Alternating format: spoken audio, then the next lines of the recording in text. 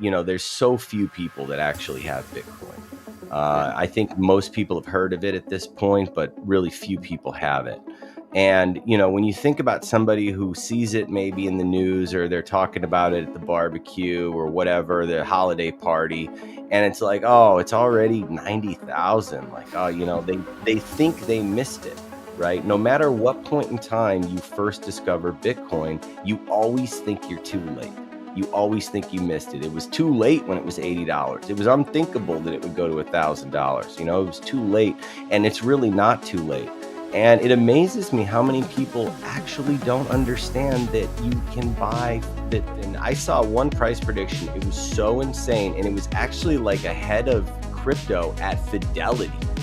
It was like the most absurd. Like, you would think it would be like some Anon, you know what I mean? Some Anon makes a random. No, but it was like, it was pretty serious people. I mean, everyone wants to talk about that stuff. Hey, how about we do 100K first?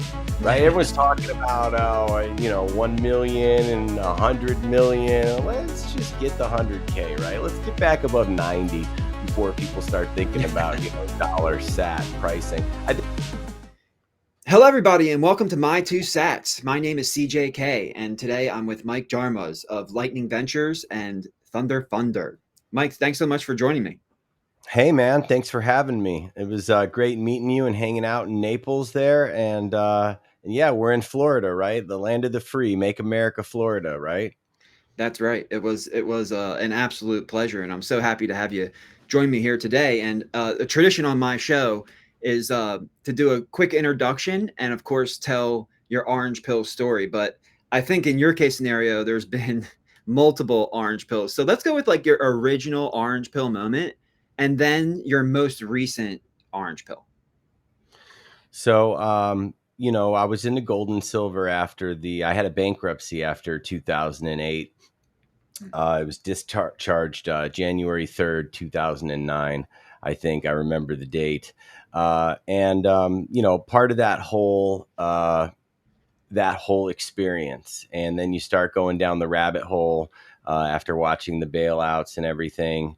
And, you find sound money and you go down that path and you start maybe stacking gold and silver and getting into that whole metals kind of world. Numismatics, semi-numismatics, and learning that. And we've been waiting around for $500 silver for a long time. We were waiting for it back then too. We'll see if we ever get there one day. And I was still living in Arizona at that time. That was before I moved to New York. And you're in these. I've always been a conspiracy guy. I heard on one of your other shows you mentioned the movie Zeitgeist, and that was a real eye opener when that came out. I think it was probably maybe a couple years before that, maybe, or right, not far away from that era when that movie first came out. And that was a big eye opener.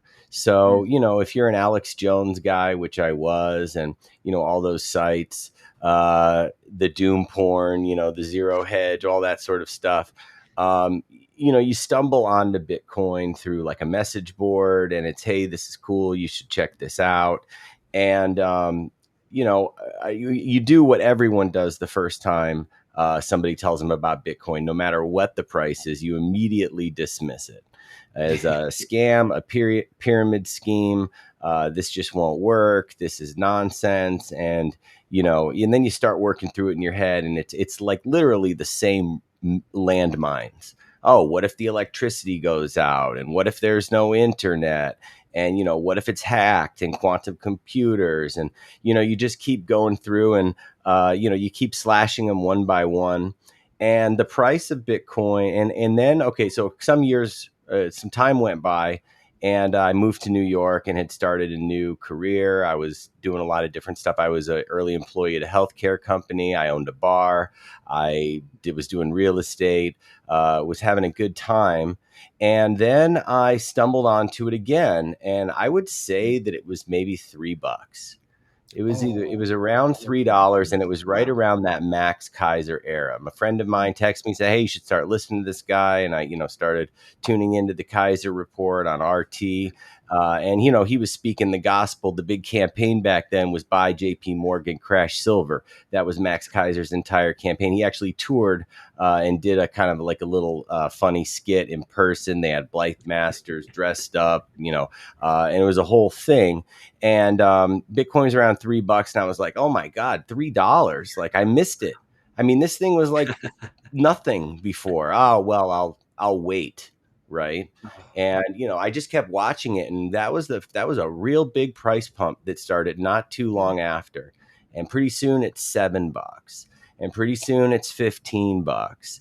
And I'm sitting there just thinking, oh my God. And there was this place in New York at the time. It was called the New York Bitcoin Center, and it was near Wall Street. And Nick, I think it's Spanos is his last name.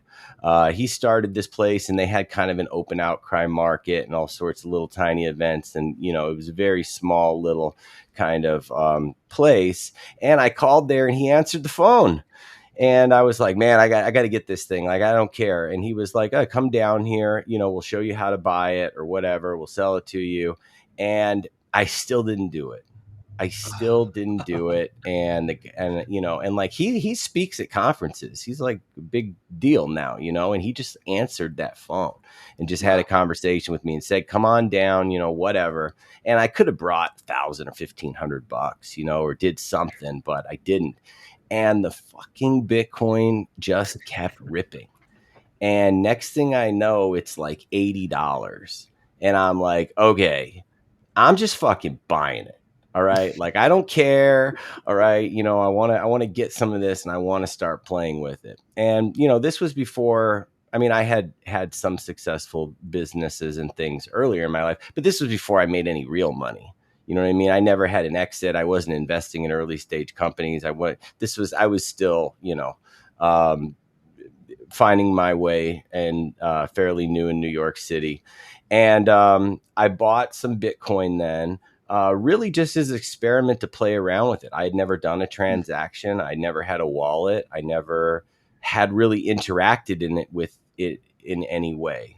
So that was kind of the first time. And then you know how it goes, right? Especially if you're somebody who likes to piddle, right? When I was, 12, 13, we had the first dial-up modems and connecting to a bulletin board service or calling your friend's house, and that whole era, right? When the first Netscape GUI browser came out with the little pulsating blue N, that was like a big deal. So I loved playing with that stuff, and I was curious. So I took to it pretty quickly as far as playing around, in apps and wallets, and, downloading Bitcoin Core, and, importing private keys, exporting them, making paper wallets. It was one of my favorite things to do.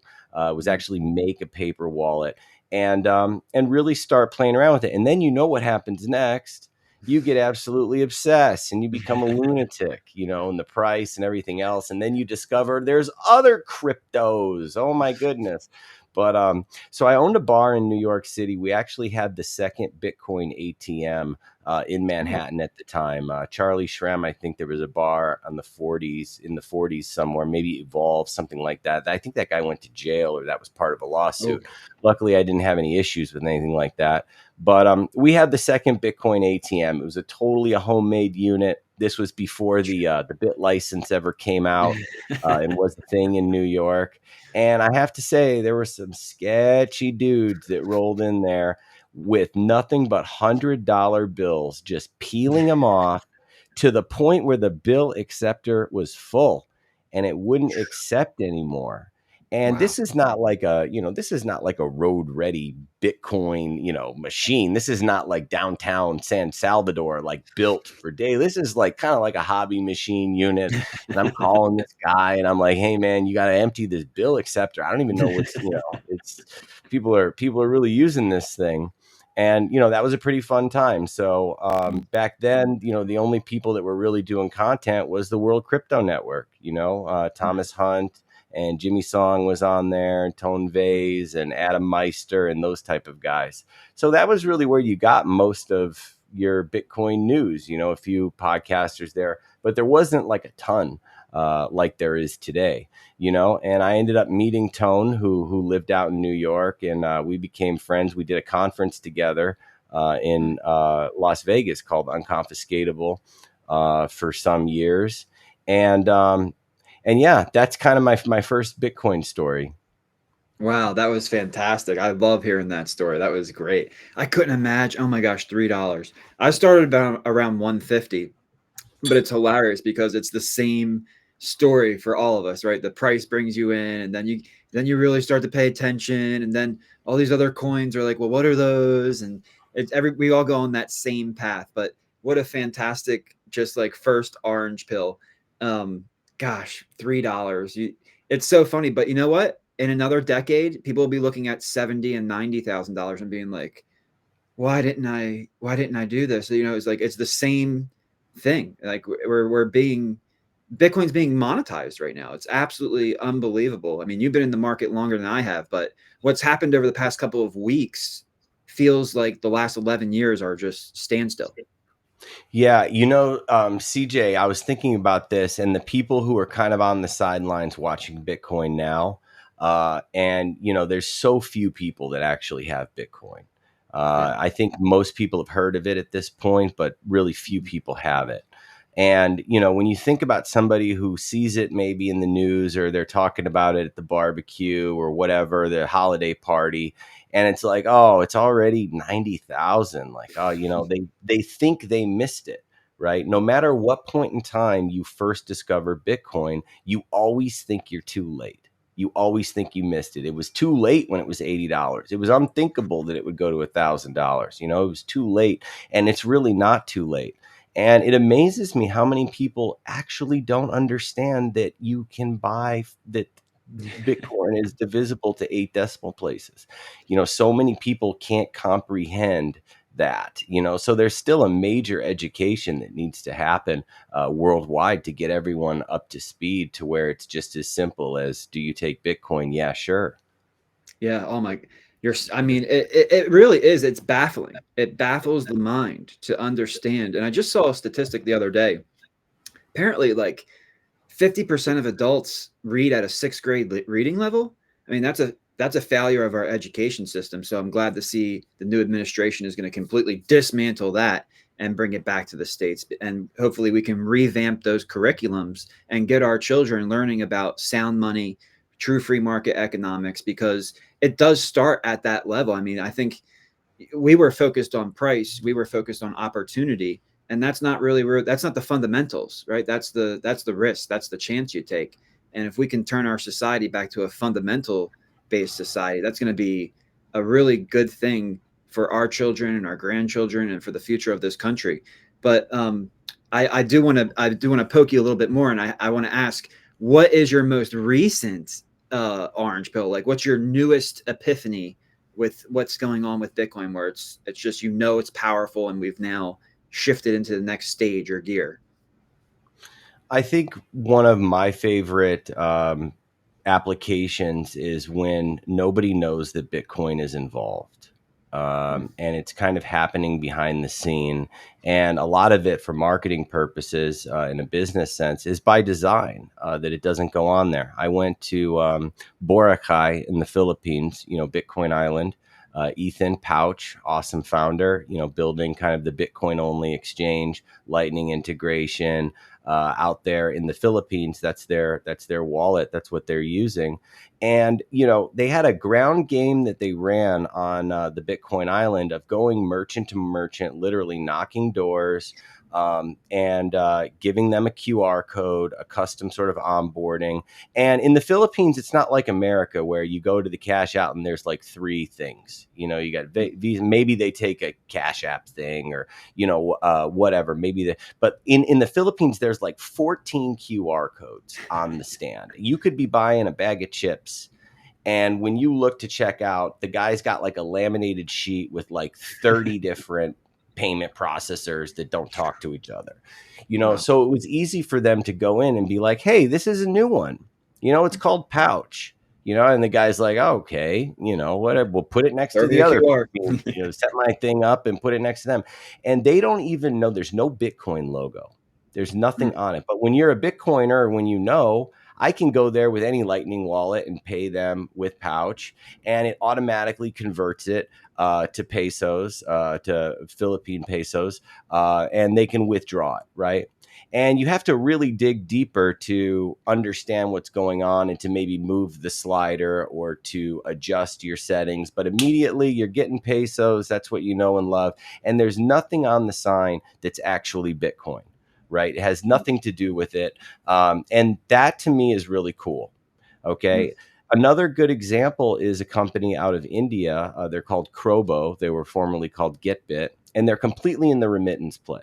Okay, mm, so people in the US that send money back to India in rupees, it's happening over the Lightning Network instantly. And there's no mention of Bitcoin on the company's website. So I'm a mm, tech executive. I send $3,000 a week back to my family in India or whatever I do. All I know is this service Crobo beats Western Union, beats Wise, beats PayPal, beats every other way that I can just on fees. And that's being powered by Bitcoin under the hood, which helps to enable those fees. And outside the US, ACH actually works. In all these other countries, it's irreversible. And you don't have the kind of rampant ACH fraud that we have here in the US. It's crazy how inefficient it is compared to the rest of the world. You got PIX in Brazil and SEPA in Europe, okay, Interac in Canada. They all work perfectly, right? So in India, they have UPI is their payment system. So it transfers with Bitcoin, it hits the account, it's immediately sent, the person gets mm. it on the other end, powered by Bitcoin. And that to me is a really, really special, cool display of Bitcoin's power, that it's going to be kind of woven into a lot of the fabric of our lives under the hood, and the person isn't even going to know. It's such an interesting dynamic, isn't it? Because on one hand, we're saying, hey, education is key, which it is for personal sovereignty. But at the same time, the tentacles of Bitcoin, for lack of a better word, there's so many different verticals. It applies, I know what we're building here at People's Reserve with our Bitcoin bond product. Most people are not going to understand it or be able to understand it or even want to understand it. But the insurance company wants to understand it and keep it on their balance sheet. And that's going to lower your premiums for insurance, which is going to free up your money to increase your quality of life and your standard of living. So it's like that's like the perfect example where it's like, yes, you can learn about Bitcoin, you can embrace freedom and personal sovereignty. But even if you don't, Bitcoin is going to still end up benefiting you because it's being integrated into these systems unbeknownst to you, which is actually a really, now that you said that, what popped up in my mind is the internet, right? Everybody goes on the internet, but nobody, I mean, like nobody go to a sport event or something, ask 20 people, hey, how's the internet work? They'll be like, what are you talking about? I open up my phone, I press this button, and then I can get all the information I want. They don't understand all the protocols in the back end of how it works, and we see that on both ends with Bitcoin, which I couldn't be more excited about. So for your specialty, and by the way, those are two great, phenomenal orange pill stories. I love that, love that. Now your specialty is in early stage Bitcoin startups and investments. Why don't you go ahead and tell our community exactly what you guys are doing and what's going on in the space? So yeah, so I fell in love with investing in private companies and then early stage companies. I made my first investment in 2015 and took it slow and just learned as much as I could. I love it. That's where the lion's share of the money is made, is in the private companies, kind of before they go public.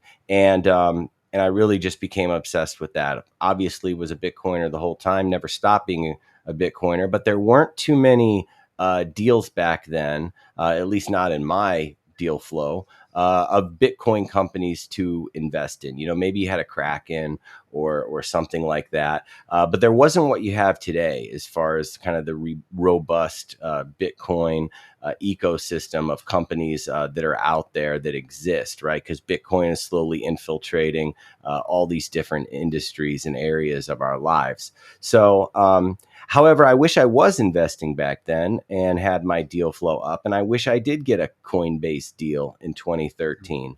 or something like that, because those turned out to be massive wins. Yeah. And great, they just sold Bitcoin back then. Actually, there was nothing else that they sold.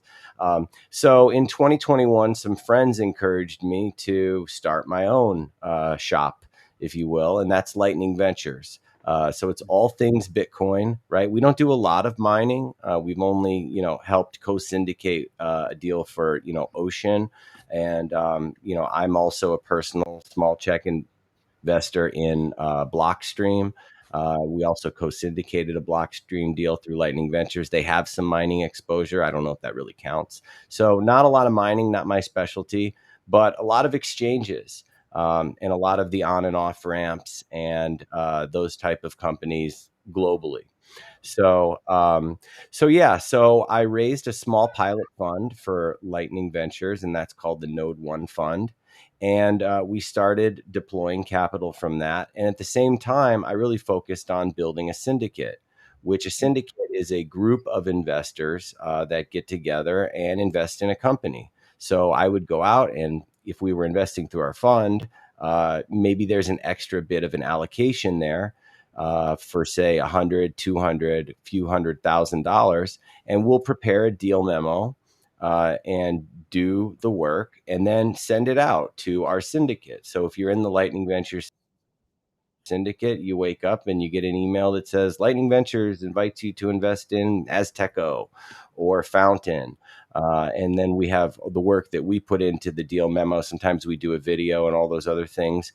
And it's a way for investors to participate in this previously largely inaccessible area, right? So, the minimum's $1,000. Okay. So I'm all about people Sorry. just getting started with their angel investing journey, and you got to start somewhere. So for $1,000, you can invest in whatever the company or the deal is, Strike or someone that you know and love if you're a Bitcoiner. And that's all we do. So you're not going to get robotic lawn mowers and space tourism and all that. There's plenty of other syndicates and groups where they do all that. But if you're in our group, you're just going to get Bitcoin startups, right? Most of them are early stage because most of this is early stage, right? But there's some later stage ones like Unchained Capital or Swan or Strike. But that's what we do. So part of my big mission that I'm passionate about is democratizing access so that people can invest in early stage Bitcoin startups. And just like in the late 90s, if this goes the way that we all think it's going to go, right, then the companies that are building on, around, or with Bitcoin are going to they're going to outperform, right? Yeah, there's other risks and asterisks, and don't kill me. I mean, yeah, they go to zero too. Not everything is going to be that outlier, that Babe Yeah. Ruth effect type of hit. But those are going to be in there as well.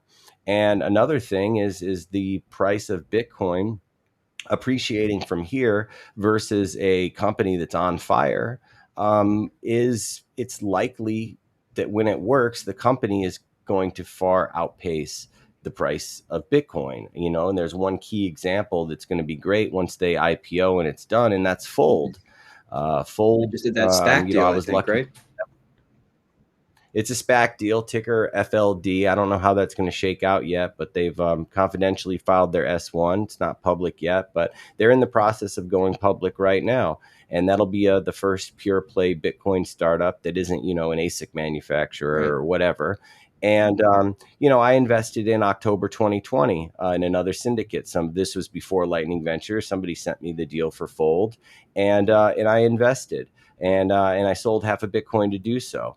And that investment right now, and it all depends, right? Because there's markets and other factors, but maybe that'll end up being a 20 or 30x return. And maybe Bitcoin from then to now has done an 8x, or a 7x, and it's not that everyone is like that, but they are going to Right. happen. And that's kind of what you're playing for. And, and The more maxis get really even. sour when they hear that because nothing can outperform Bitcoin, but it it can, and right, and it's just, and we're so new in the industry, right? We're 15 years in. Sometimes the time horizon on these VC deals are 10, 15 years to expect to get the return you're going to get, but you have equity in a company that's like Fold that's now going to go public, and boom, that's where you get your 20 to 30x. So I think what the work that you do, and the quality of the investments that you bring to the table are so important for the industry, because mainly because of shitcoining, I would say, dragging a lot of that quality and due diligence out of the market, and creating significant risks for everybody. So I just really think that I hope more people would think along your lines and what you're doing at Lightning Ventures. And I know you're also doing Thunder or Thunder Funder. That's what it is, right? Thunder Thunder Funder. Funder, we're putting the fun in That funding, is that baby. whoever came up with that name gets a bonus, because that is catchy. That is catchy. Let me tell you. So tell us a little bit of that one. I'll pull this up. Let everybody check it out. Yeah, sure. So, on my mission, we've deployed about $10 million through Lightning Ventures across the syndicate in our first fund, maybe slightly more. And, that's small compared to a lot of the big funds and VCs out there, but that's what we've done. And the next evolution in democratizing access to these things is through equity crowdfunding. Okay. And I say equity crowdfunding specifically because a lot of people mix the word crowdfunding up with GoFundMe and Patreon and, my kid needs braces and fund my movie We'll send you or, a teacup things and like, put your name on the screen. yeah. Yep. So this is not like a support donation kind of Yeah. thing. Geyser's a portfolio company. I love them to death, and that's very important. But this is actual equity. These are real investments, whether that's a convertible note or a priced round of shares or a safe note. These are real investments, as I like to say. So you're actually getting real upside exposure, sometimes on nearly the same terms as the venture capitalists in the Mm. round. Okay. There's a few things that you don't get in a Reg CF deal, like voting rights and information rights and some of those things. But for the most part, you're investing on the same terms as the venture capitalists and people in this space. So it kind of levels the playing field and provides a way for people to invest in these things. So I got a Reg CF funding portal license. Okay, and I'm a FINRA member now. Yay. And that allows for the limit is $5 million. So an issuer, right, a company can raise up to $5 million in a 12-month period under Reg CF, whether that's on Thunder Funder or another site. The cumulative total is 5 million. And that's quite a bit. That's quite a bit to get people up and Yeah. running. So this was just announced in July at Bitcoin 24 in Nashville. That was my big announcement there. We're just getting rolling. We're building out the pipeline, and we're trying to integrate all sorts of things. And, the other part of this is the community. So if you create an account on Thunder Funder, there's a little bit of a very crude early version 1 MVP profile that you could fill out and put your social stuff on there with a message box and a way to maybe follow other investors. And it is very early. Okay, it is very early in Thunder Funder's journey, but being able to provide that sort of interaction and community where someone can set their own badges and profile. I'm a builder. I'm an investor. I'm a marketeer. I'm a podcaster, and sort of allowing people to connect. Maybe you were looking for a new sponsor. Maybe you had the podcast badge and filled out your ads, and maybe you came across a company or a person or something. Maybe it leads to other things, and none of this actually generates revenue for us, right? It's free to play around with, but we're really hoping to do a lot with community and kind of bringing people together, maybe some co-founder matching, and that all leads into potentially an accelerator or other sort of education and things that we can do. Having a leaderboard and having it be a fun way Mm. to invest in startups. Tim Draper had a TV show. It was called Meet the Drapers. And every week they'd have 8 startups and it would show them iterating, and the Draper family would talk to them. And at the end of the show, they said, "Hey, did you like any of the startups on our show today? Go to Mm. xyz.com and you can invest in them." Right. And that was really cool because you could kind of follow along week to week, real time. Oh, everyone loves that startup. There's X amount of dollars raised. That's, and then, this one's not really doing great. Maybe there's only 40 or 50,000. So there's so many ideas of kind of what we can do to play around with this new license and have some fun with it. So I'm thrilled to get going, and boy, it's a lot of Yeah. work. Oh man, I couldn't imagine. Yay, FINRA. But it's amazing though that you're able to create a platform for the community to get the kind of same deals that for some reason or another regular people have been held out of because of regulations and the definition of an accredited investor and so on. So democratizing access to investments is a honor goal. That's a good thing to be doing to help people, to empower we the people. And when I was doing my research on you and finding everything, the first thing I did was contact legal. And I said, why have I not been told about Mike? Why have I not been told about these things? Like I knew your name, I heard of you before, but I never really, did a deep dive and kind of looked at all this stuff. And I'm like, wow, this is amazing, because I think it's important for Bitcoin companies to want to not just go out and get VCs. Thank God at People's Reserve, we're Bitcoin blessed, so we don't need any of that. But we're getting to the point now where we want some strategic partners. We want to open up to the community. And when I saw this, a light bulb went off, and I was like, oh my goodness, like we need to get legal, and we need to make sure we can do Reg D, and let's try this Reg CF thing. How do we put this together? Is it Reg D 506C? What's the best way to go about empowering the community, but also adding some bigger strategic partners into the mix to make our journey a little bit easier? And that seems to be what you're doing with the combination of Lightning Ventures and Thunderstruck, Thunder Funder. That's just amazing stuff. That's kind of the power of it. Okay, you can do a lot of different things with it. You can take, like People's Reserve, or also local in Florida, something like a Byte Federal. Okay, and you can take a company like that, okay, and you can raise from almost, I can't say everyone, almost everyone out there. Okay. And it's powerful as a way to source capital. Okay. You can put a little tombstone thing or whatever on the top of your website. You can hit people in a compliant way and let them know about your round. A community round is the most often thing that people call it. But imagine, Substack. Substack just did a large round like this, like a ton. So when you think about a company that has a massive reach and a lot of people who are very passionate, they love the company, and then you do something like this, it's another way to kind of empower and connect with the people who love your business, is allowing them to invest a small amount and be an owner.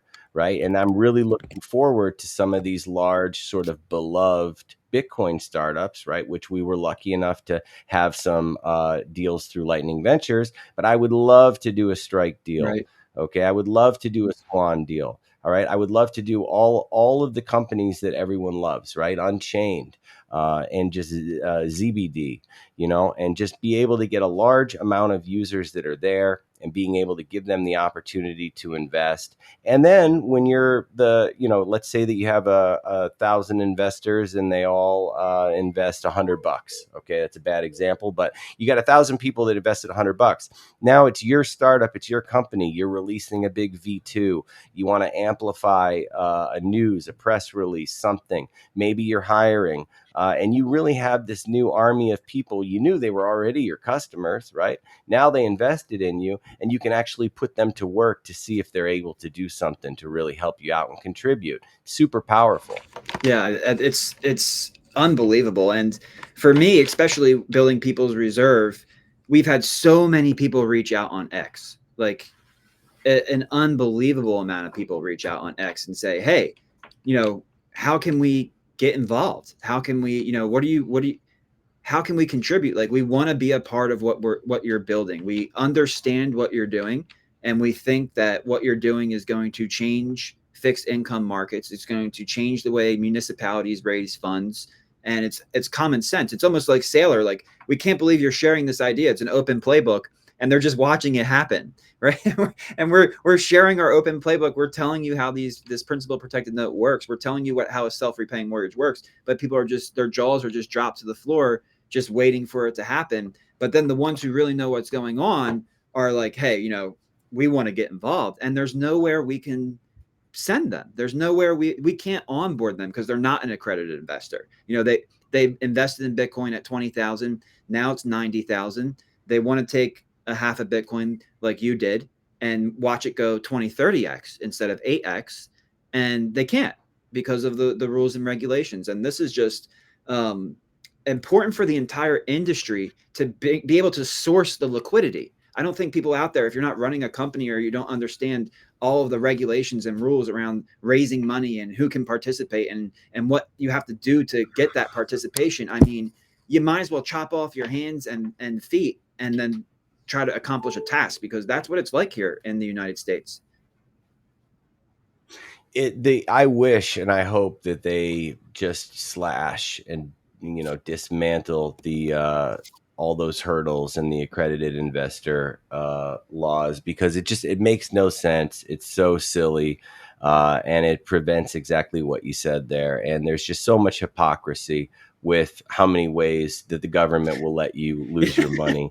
But the one where you can, the best way to potentially make life-changing money, they don't let you do that unless you click the right Yeah, button. it's crazy. I mean, this is what we're getting with government now, right? This is what Bitcoin really represents. Is government ultimately, they want to tell us how to live our lives. They want to know what we're thinking, what we're doing, how to spend our money. They want to even tell us the prices of what the things we are buying should be, right? That's what the central bank digital currency is all about. It's not just about naming the price of money and interest rates. They want to tell you how much milk and chicken and cow. And by the way, you can only have a certain amount of milk because that whole milk cows fart more. This is like the insanity of this.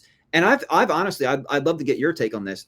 In the last couple of weeks, ever since Trump won, I have, and it's not that Trump is going to do this. It's the unity movement. It's Trump. It's RFK. It's Elon and Vivek and the Doge thing. It's like a whole movement of people. I honestly believe if RFK did not endorse, he should have been the one running against Trump. And if he didn't endorse Trump, it would not have been too big to rig. It would have been the same thing going on again. So I'm a really big fan of RFK. Plus, we know he's orange pilled, but now he's the head of Human Health and Services. They just announced that today, and you got Oh wow, did yep. they? So people were getting worried a little bit. They're like, where's the RFK announcement? Like the guy trusted you. Like, name him already." And then boom, today it came out. He's the Secretary of Human Health Services. So he's going to be in charge of Social Security, Wow. uh, which is amazing. And Mike, if you don't mind, I'm going to do like a little shameless plug real quick, because it's not really a plug; it's more of an honor. I was actually nominated, for my listeners out there, if you don't know already, on the Kennedy Maha MAGA movement as a economic advisor, potential economic advisor for RFK's administration. And you see some Nice. names: Ron Paul, Catherine Fitz, Dow, Navarro, our favorite Peter Schiff, and then CJ Constantinos. So I don't know how my name got on there. We're up to 72 votes, 20 replies. Thank you so much to the community for your support. Vote, get your friends and family to vote. I will represent Bitcoin as best as I can and help the administration incorporate Bitcoin into our policies, because, like Mike said, Bitcoin is going to benefit your life whether you know it or not. Now, if you know it, it's going to benefit it even more because you get the personal sovereignty aspect. But the integration of Bitcoin into businesses, into processes that we don't even understand yet, is still going to make your life better. So if you can, and if you're willing, please go ahead and take the time to vote and leave a reply in support, and it's much appreciated. Now, Mike, people probably ask you all the time, what's the biggest up and coming thing? But how would you know? If you knew, then you'd be sourcing it on your platform to your community. So how many deals do you say is typical for Lightning Ventures, and then what are you expecting for Thunder Funder over the next few quarters, as far as deals moving into the bull market and how fast the market is expanding? Well, the difference between what we do versus a lot of the other venture capitalists is we aren't deploying out of a raised fund right now. So that's a little bit different when you're deploying out of a raised fund in terms of deals and portfolio construction and follow-on rounds and all this kind of stuff. We're really basically crowdsourcing a lot of our investments from the people that are in our group, right, or on Thunder Funder. So from the people that are out there. So a lot of how busy we are and how active we are kind of depends on what's the state of the market. Okay. And, in 2021, August, September, October, and then some, it was very frothy. It was very good. So there was a lot of cash out there and everything was ripping and, zero interest rates. And it was a little bit of a different time Right. where, maybe something that was pre-product, pre-revenue, pre-whatever, still somehow managed to fairly easily raise $1.5 million based on, a team or whatever. There was a lot of that going on out there. Well, we all know what happened. So that's gone. So it is extremely hard to raise money right now. There's not too many large funding rounds in being announced. There's a few for sure, but there's less than there was, and it's still a difficult, challenging time. I think that that's going to change soon. I think it's improving now, and we're seeing more investor demand. But a lot of what we do depends on how our group feels, right, and how willing they are to come out and start investing. I mean, before maybe we did 2 to 3 syndicates a month. Um, and so that's a lot. But it definitely slowed down. I mean, we went a few months where we really didn't do anything, didn't do much, especially getting Thunder Funder off the ground. So, also every venture capitalist has different flavors, different stages, different everything, right? So, there's certain things. Some are actually doing pre-accelerators and sort of, studio type of things where you Mm. really just find somebody before they incorporate and they have an idea, they're working on something.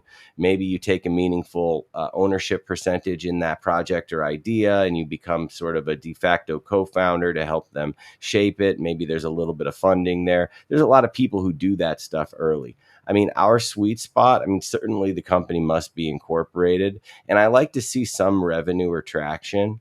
Not really a pre-product, pre-idea, pre-launch kind of person, me personally. I'm not saying that we haven't done that, right? We've done a few of those.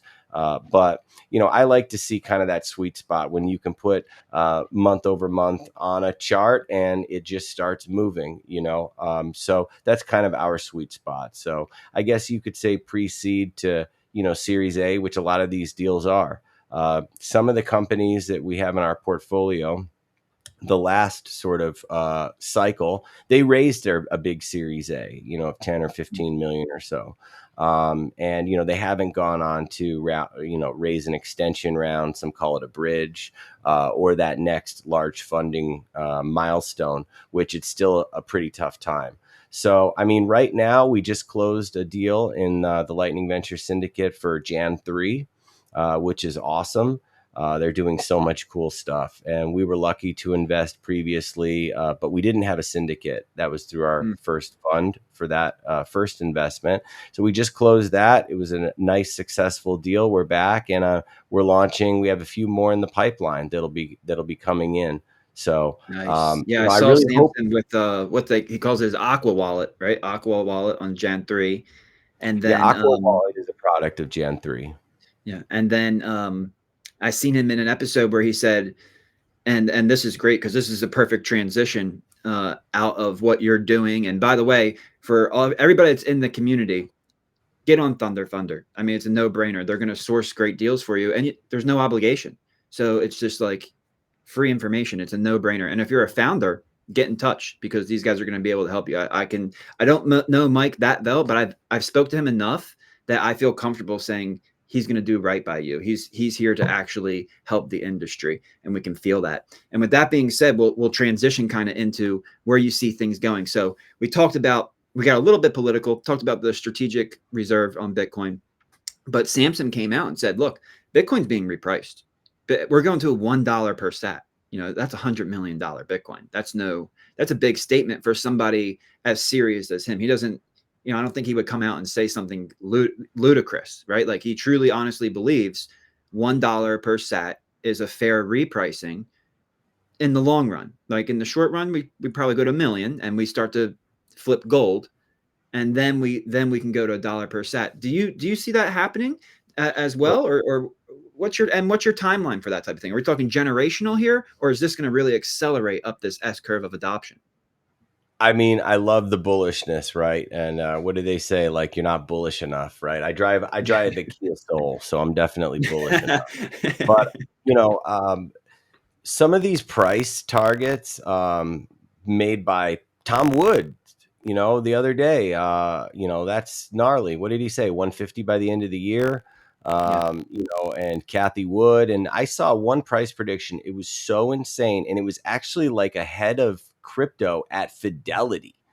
It was Whoa. like the most absurd. Like, you would think it would be like some anon, you know what I mean? Some anon makes a random. No, but it was like it was pretty serious people. I mean, Yeah. everyone wants to talk about that stuff. Hey, how about we do 100K first? Right? Everyone's talking about 1 million and 100 million. Let's just get the 100K, right? Let's get back above 90 before people start thinking about, dollar sat pricing. I think it is going to be nice though at 100,000 though. It's going to really help the math. Sometimes you forget. I mean, I did a transaction the other day, and it was nothing. It was like 50,000 sats. It was like fucking $34 or something like that. I was like, wow, it like resunk in. You know, it was crazy, and it was like 5,000 sats. It's like, damn, that's 350. Or whatever. But I think it's going to get a little bit easier math wise once we cross that 100. And those round numbers, if you are into any kind of psychology of markets and how things work, when you pass a big psychological big major number like 100, it's gonna move. Like, I think that the real big breakout is actually going to come after 100. I wouldn't be surprised if we went from 100 to 115, 118, 120, like super quick, because it's just going to get nutty. Do you think we hit 100 before Trump's inauguration, or do you think we have to make it there first? His inauguration, I believe, is January 20th. I mean, I think on election night, if I'm not mistaken, before it hit the high, I think it was about 70,000, right? Somewhere around there, yeah. Yeah. So, whatever we're at now, maybe just low of 90, 70 to 90, and then another 10.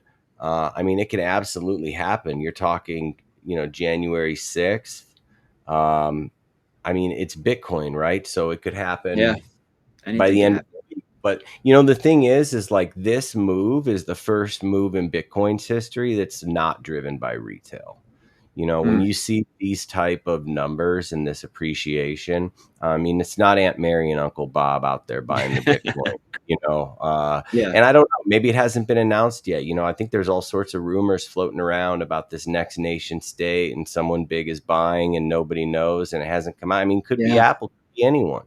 yeah, Maybe Microsoft's already buying, yeah. and they're just kind Could be. of, I mean, who knows? And today we had Pennsylvania come out and say that they are starting a Bitcoin strategic reserve. So we're not seeing it only from the federal government; we're going to see it from all the state governments.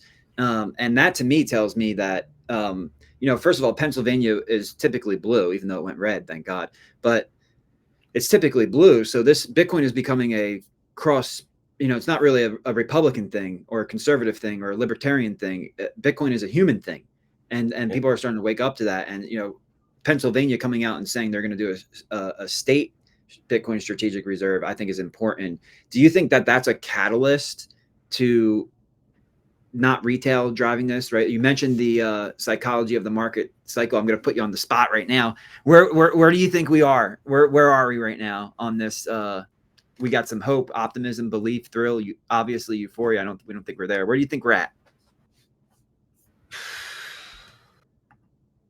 I think we're, Optimism. I mean, Yeah, what do you that's. think? I'm in the same spot. I was just talking this the other day with my father, and he asked me, where do you think this? And because this is my third cycle, so I've been through the range of emotions, and they never change. You can't avoid them, even if you know they're coming. You can't avoid them. But yeah, I think we just broke out of hope, right? Because it's like, is a new all-time high possible? Is it possible? And then boom, we ripped. So now it's optimism. Yeah, this is real. We're going to new all-time highs, and this rally is real. So I'm right there with you. I think we're in optimism. And look, we got belief left. Time to get fully invested, right? So the mom and pops are I guess at this point in time, the mom and pops will come later. They'll probably be the blow off top euphoria exit liquidity. But the time to get fully invested belief stage is almost feels like it's going to be the nation states, right? Like it's going to be the United States of America. It's going to be the states that follow along. It's going to be other countries that are already doing it, plus more who join. And it's kind of like that. If the United States is doing it, we have to do it, and that's where I'm intrigued. I think dollar sat parity in the long run makes sense, but in the short term, I think getting to $1 million Bitcoin is not far fetched at all. People forget the COVID sell off down to 3,000 to 60,000 is a 20x. Well, from 50,000 to a million, that's also a 20x. And that's on the back of lowering interest rates, quantitative easing, budget deficits, all of this, to do the same thing and expect different results is the definition of insanity. Well, we're doing the same thing. Why should we expect different results? I think the potential is really there to move from optimism to euphoria and breach that $1 million mark. I mean, it doesn't seem too far fetched to get up to where gold is, because I would say Bitcoin is being monetized. Would you characterize what's happening right now as Bitcoin's monetization? I think that we need a few more things to happen as far as international settlement. I think nothing but hope from the recent political wins here, and the cabinet, and Gensler and all these other things. Let's see what happens. But a pro Bitcoin. I hate to say crypto, but an administration that's not actively prosecuting and just making, I mean, it was very hard for a lot of our portfolio companies that are operating in the US to survive through this previous administration. It is just impossible to set up anything that really touches fiat as far as the current Mm. regulations go, and business will heat on the banks to basically debank. So, I mean, that changing is just going to unleash it. I think if a few more countries and a few more, Fortune 500 companies start getting on board, and a few more things like pension plans, insurance companies, Pennsylvania, if you're the president of your condo board and you have some excess reserves in there, I mean, who knows how far down it's going to go as far as people getting in. But, to think about that chart, you've been through some cycles, and so far what's happened, right? Because it's definitely nowhere near euphoria or mania or any of that stuff. But, I've probably gotten 3 or 4 random texts from people that, you get those texts from those people. You've been through this before. I mean, have you already started getting the Bitcoin texts from the people that you haven't spoken to in quite a while? Yeah, but you know what? I haven't gotten the ones that are asking about it yet. I've only gotten the ones who listened to me and texted me. I've had about 5 or 6 people text me and say, "Hey CJ, I just wanted to say thank you for taking the time to educate me and teach me and get me set up right, because life is looking much better now." So those messages. I mean, that's around. You saw earlier that this show is sponsored by CIA DC. That is my educational community. That's how I started out. In 2013, 2014, literally family and friends were like, "Leave us alone, dude. Like, seriously, leave us alone. We don't want to hear about it anymore." And I'm like, all right, like it kind of hurts you because you're so, like you said, you get addicted to it and you just dive into it. And it's all you really want to talk about. And for me, I would only really talk about the Bible and Bitcoin. And people didn't want to hear it. They wanted to talk about the gladiator games and, football and sports and all this other stuff that just doesn't interest me. Don't get me wrong. Like, I played college hockey. I'll go out and play golf anytime. I'll play some beach volleyball. I love playing sports, but I just can't sit there and watch them and bet on them and fall into that fantasy sport thing. It's not my cup of tea, but it is a lot of people's cup of tea. So it's just interesting to watch that whole betting market kind of develop and even play a role with poly market. And the poly market is like the new That was like everybody doesn't trust the polls anymore because they don't trust the news.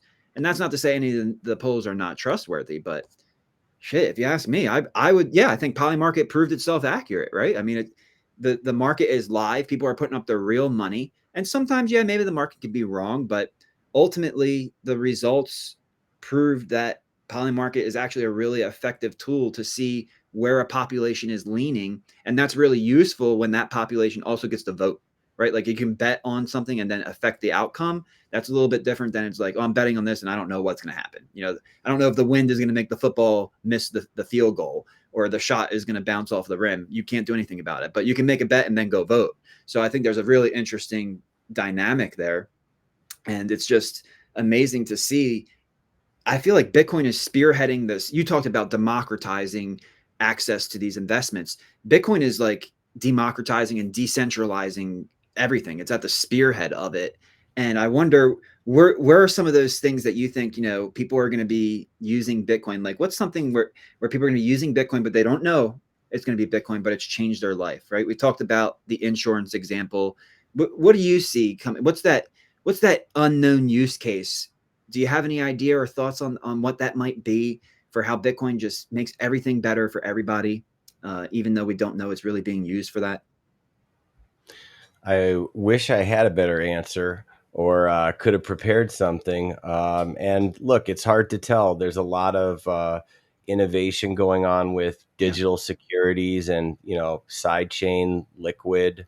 Maybe there's a lot of inefficiencies. One of our portfolio companies, Digital Markets, that's what they specialize in. Maybe there's a lot of other interesting ways to turn these into instruments in the way of the Blockstream mining node.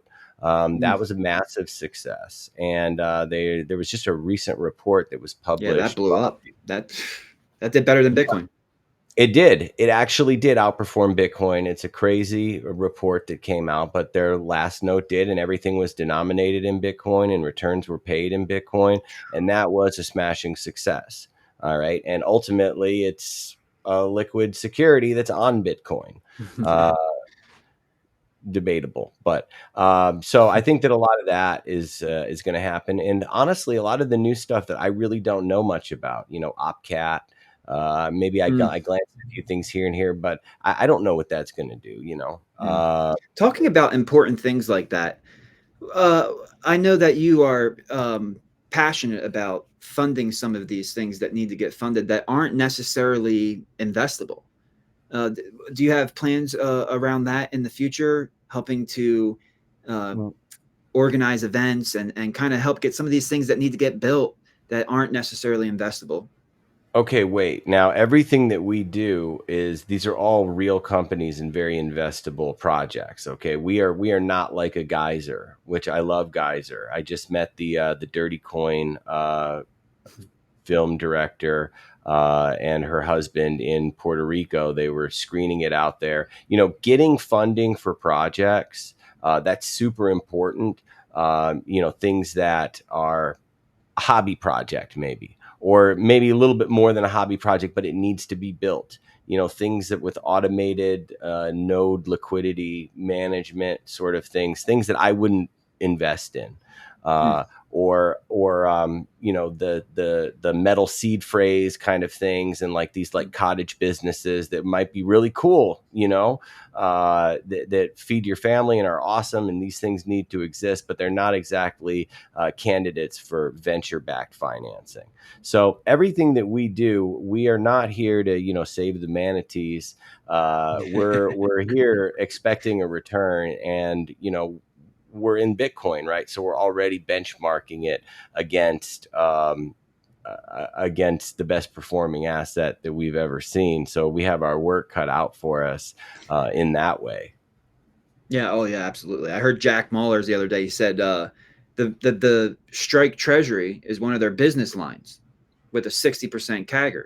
So before they take that and open up a new vertical or venture into a new business, it better be ready to perform, or else it's just not worth it. It's a lot. It's kind of like a lot like the interest rate dynamic, right? They raise the interest rates, so you're incentivized to save your money instead of spend it and invest it. So you see a lot of that the government crowds out investment because people lend their money to the government instead of startups and businesses. And with interest rates coming down, and most likely because of uh, a truly weak economy, they can say whatever they want in the headlines. Go to govflation.com. We track the real numbers there based on the old government equations that haven't been manipulated to distort the numbers. The economy is weak. We're going to need to lower interest rates. We're going to need to print money. Even with Doge and Elon and Vivek, we're going to need it. But when these interest rates come back down and money is forced back into out the risk curve, um, I think a lot of it is going to go into Bitcoin. And I really want your opinion because you would know better than me. It seems like this cycle is different, not only because it's not just mom and pops driving the marketplace. We have institutional investors and very serious funds and even countries and companies driving the investments. But you know, it seems like it's more Bitcoin centric, right? Ether's not performing, even though Bitcoin's at new all time highs. A lot of the altcoins aren't performing as they shouldn't be because 99.99% of them are absolute shit coins that do nothing and solve no problems. But I feel a change in the marketplace. I feel like people are catching on to that stuff, and it's going to be more Bitcoin centric this cycle. How do you think that's true? Are we going to see a center focus on Bitcoin in this cycle? So there is a lot of money to go somewhere, and I believe that Bitcoin is going to take a lot of it, and I think that probably a lot of that will end up in ETFs or other Mm. vehicles. I don't really see um, normal people uh, really going that. I mean, it takes a while to get to that point. I'm just getting there with some family members myself, setting them up with their first hardware wallet. It takes a long time to get to that point. So I think a lot of it'll probably end up there. But yeah, this is we'll also be able to tell by the scam wick, the scam wick sort of term that we're used to, or that we've seen for so many years on the BitMEX just death candle.